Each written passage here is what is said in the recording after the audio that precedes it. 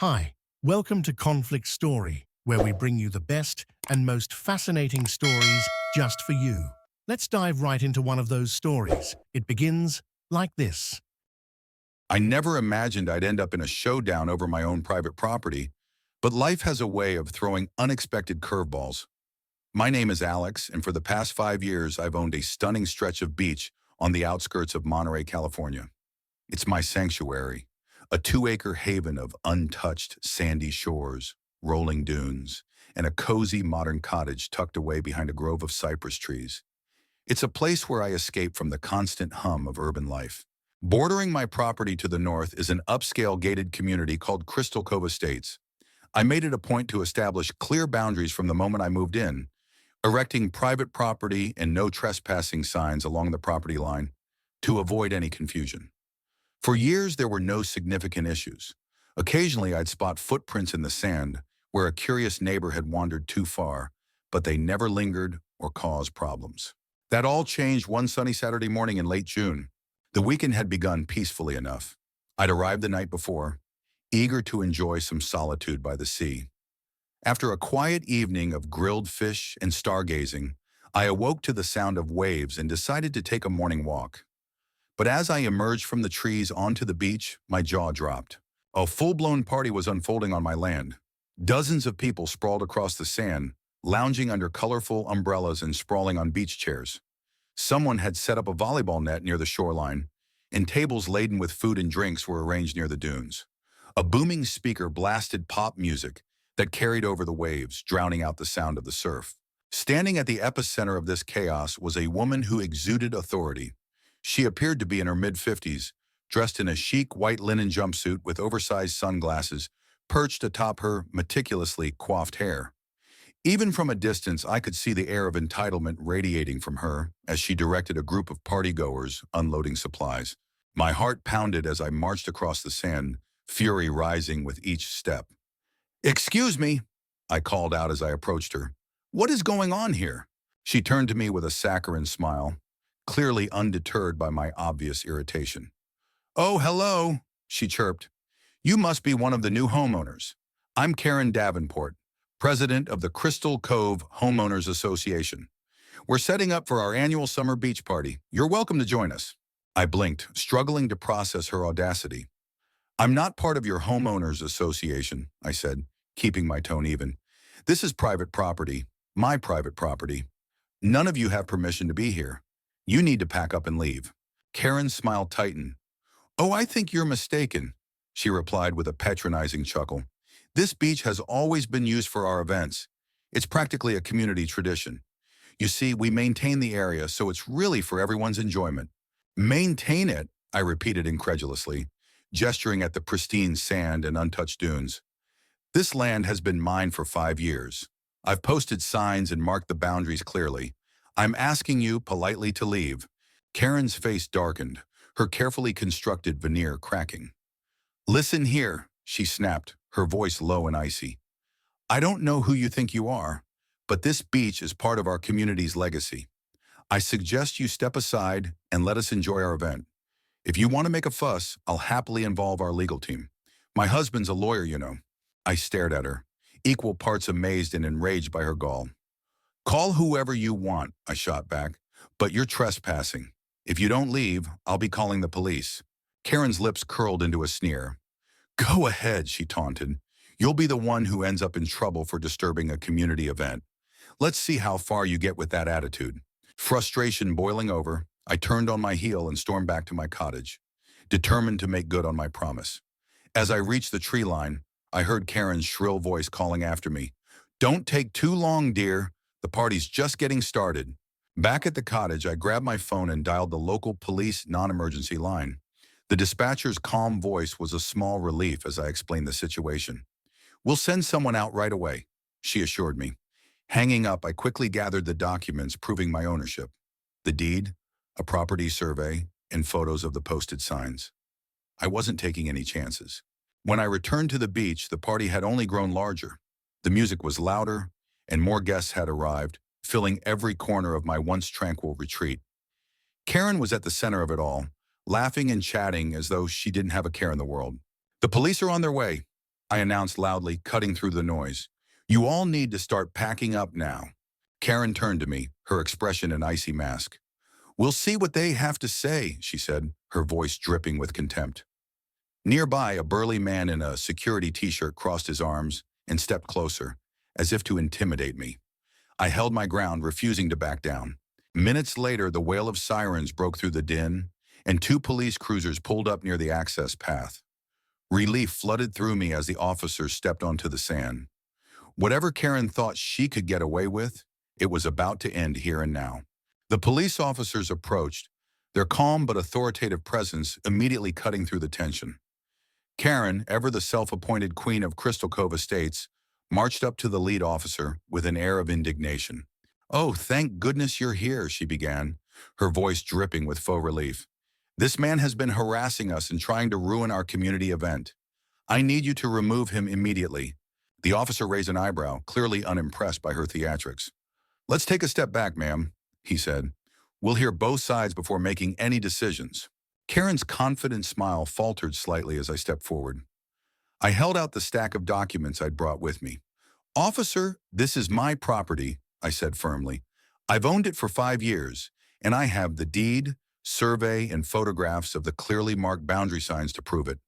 These people are trespassing, and I've repeatedly asked them to leave."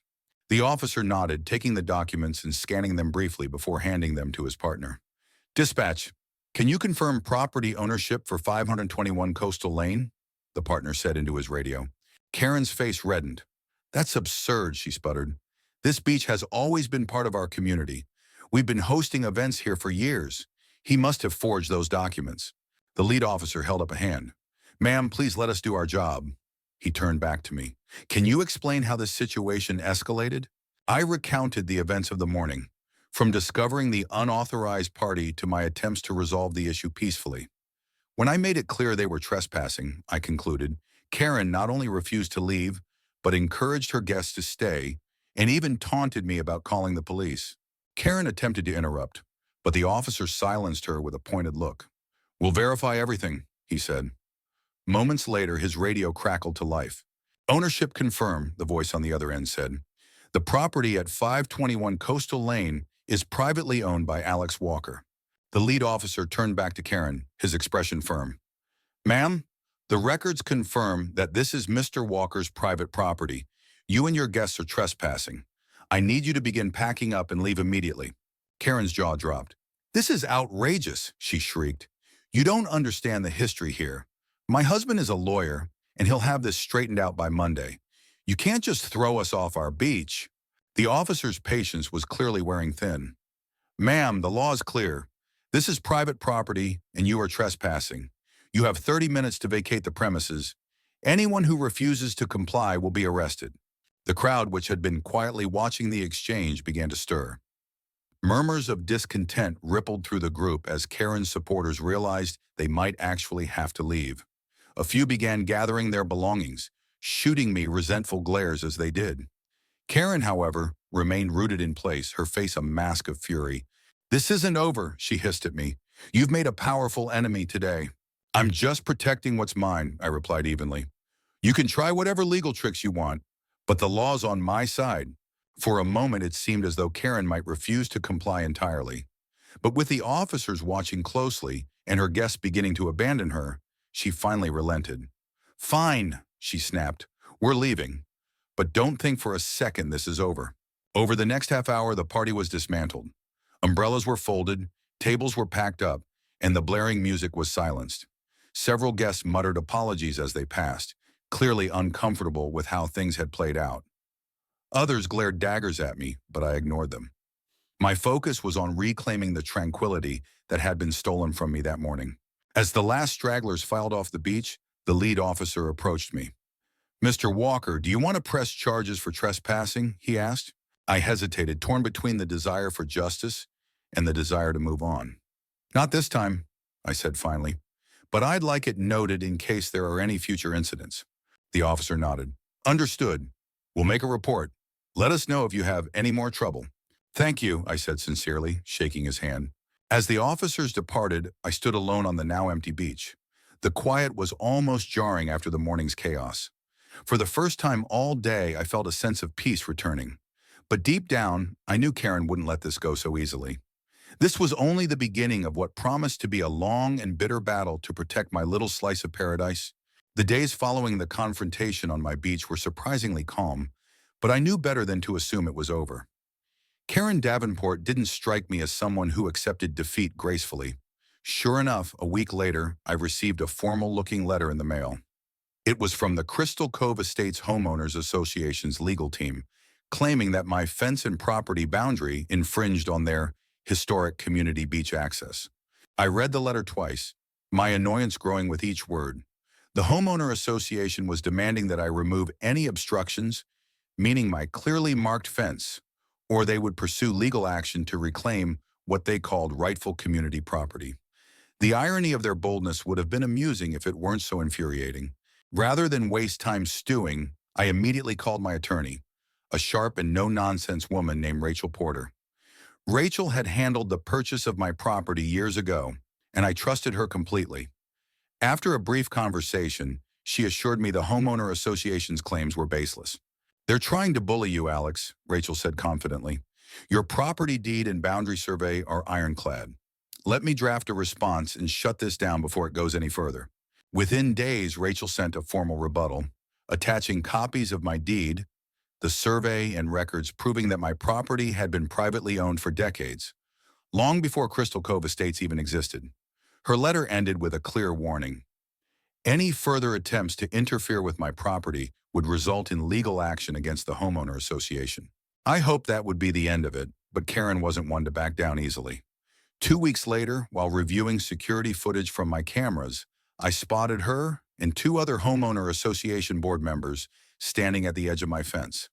They were gesturing animatedly, pointing at the property line and taking notes. At one point, Karen's expression twisted into a smug smile, as though she'd just concocted some brilliant scheme. The following weekend, I decided to check on the property in person.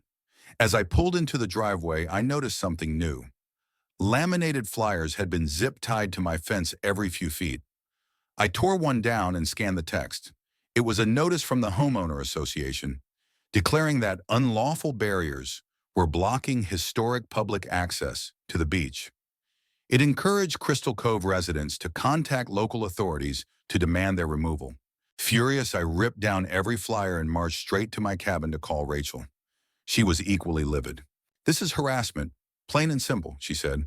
"They're trying to intimidate you and rally their neighbors to pressure you into compliance. Don't worry, Alex, we'll handle this." Rachel wasn't kidding. The next day, she filed a cease and desist order against the homeowner association, citing harassment and trespassing. She also requested an injunction to prevent further interference with my property.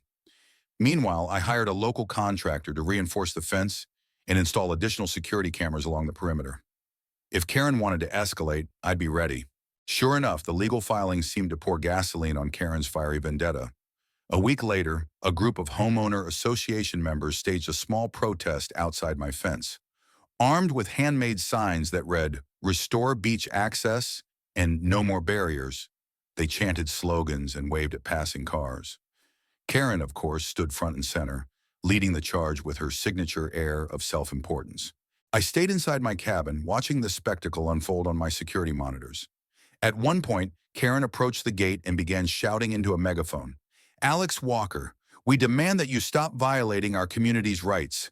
This beach belongs to all of us, not just you." I couldn't resist. I stepped outside onto my porch, arms crossed. "You're trespassing," I called out over the racket. "Again, the police are on their way." Karen's response was to wave her megaphone in my direction and shout something unintelligible. I didn't bother engaging further. Instead, I dialed the local sheriff's department. When officers arrived, they dispersed the protesters and issued warnings to everyone present. Karen, of course, claimed they were exercising their right to peaceful assembly, but the officers weren't having it. "This isn't public land," one of them explained patiently. "You're on private property. If you come back, you'll be arrested for trespassing." Karen's fury was palpable as she reluctantly ordered her group to leave. As they dispersed, she locked eyes with me through the fence and hissed, "You'll regret this." For the first time, I felt a flicker of unease. Karen's determination was unsettling, and I couldn't shake the feeling that she had more tricks up her sleeve. Back inside the cabin, I made a mental note to check in with Rachel the next morning. Whatever Karen had planned next, I'd need to be ready. Over the next month, Karen Davenport escalated her campaign against me to a level I hadn't anticipated. Despite the cease and desist order, the reinforced fence, and the warnings from law enforcement, she was relentless. Her latest tactic? Filing a lawsuit claiming easement rights over my property to allow for community beach access. It was a desperate move, but one that forced me to gear up for another legal battle. Rachel, my attorney, was unfazed. Their argument doesn't hold water, she assured me during one of our strategy meetings. There's no historical record of an easement, and your deed is airtight. This is just another attempt to intimidate you. Still, I couldn't shake the feeling that Karen's persistence might lead to something unpredictable. The court date was set for mid-September, and in the meantime, I made it a point to visit my property regularly. I wasn't going to let her antics drive me away from my own land. One Saturday morning, as I sipped coffee on my cabin's porch, my phone buzzed with an alert from the security cameras. Pulling up the live feed, I saw Karen and two other homeowner association board members standing at the edge of my fence again, this time accompanied by a man in a suit holding a clipboard. They appeared to be conducting some kind of inspection, gesturing animatedly at the fence and the surrounding dunes. I decided to confront them directly. Walking briskly down the path to the beach, I called out as I approached. "What do you think you're doing?"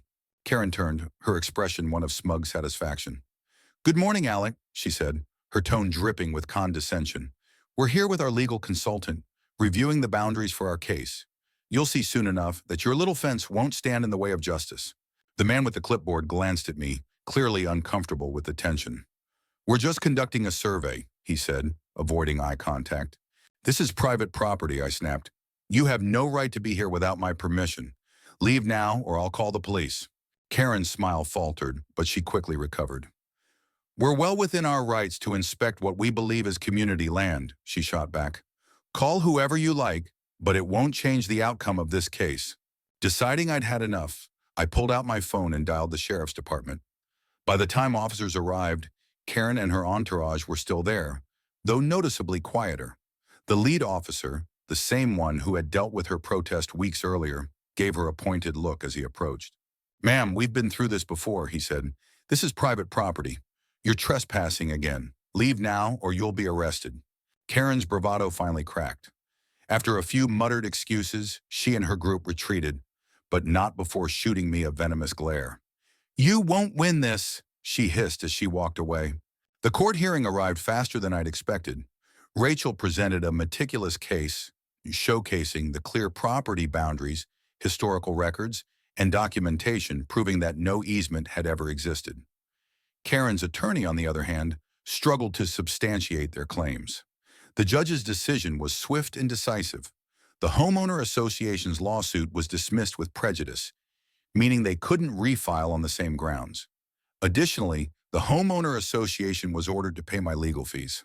As the ruling was read aloud, Karen sat stiffly in her chair, her face a mask of fury. The other board members avoided eye contact, clearly uncomfortable with how things had unfolded. I allowed myself a small smile of relief, knowing that this nightmare was finally over. To ensure there would be no further misunderstandings, Rachel helped me draft a public notice. I paid for it to be published in the local newspaper and posted online. It read, "Attention Crystal Cove residents. The property at 521 Coastal Lane is privately owned and protected by law. Trespassing, vandalism, or interference with the property will result in legal action. Respect the boundary and enjoy the public beaches available to all residents." While it felt a bit dramatic, I wanted to leave no room for Karen or anyone else to claim ignorance. In the weeks that followed, peace finally returned to my beach. My new security measures ensured that no one could access the property without my knowledge. Occasionally, I'd see Karen's car drive slowly past the access road, but she never stopped or attempted to engage again. One evening, as the sun set over the Pacific, I hosted a small gathering of friends at the cabin to celebrate the end of the ordeal.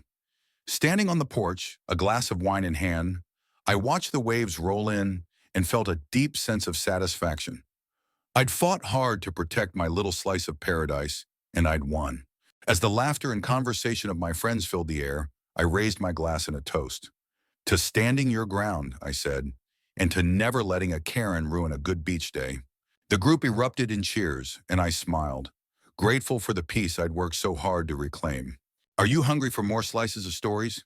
Don't forget to subscribe and hit the bell to never miss out on any videos. See you tomorrow.